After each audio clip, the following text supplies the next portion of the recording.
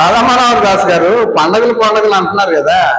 మీలాగా మాకు 3 కోట్ల మంది దేవతలు దేవుళ్ళు లేరయ్యా. ఎందుకంటే మీరు సృష్టించారు. ఎందుకంటే మీ యొక్క కడుపులు నింపుకోవడానికి ఆ దక్షిణలు, లేకపోతే మీకు ఆ కానుకలతోటి మీరు లక్షాధికారులు, కోటీశ్వరులు అవడానికి ఆ రోజుల్లో మీ తాత ముత్తాతలు ఇన్ని పండుగలు సృష్టించారు.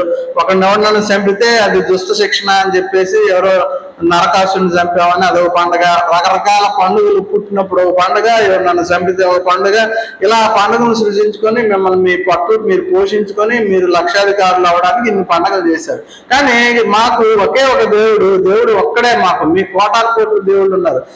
మా దేవుడి కోసం మేము ఆ యొక్క బర్త్డేని క్రిస్మస్ చేస్తాము. ఆయన శిలువలో చనిపోయినప్పుడు గుడ్ ఫ్రైడేగా ఆచరిస్తాము. అంతేకాదు ఆయన తిరిగి లేచాడు కాబట్టి అదొక పండుగగా మేము 3 పండుగలను మేము చేసుకుంటాం.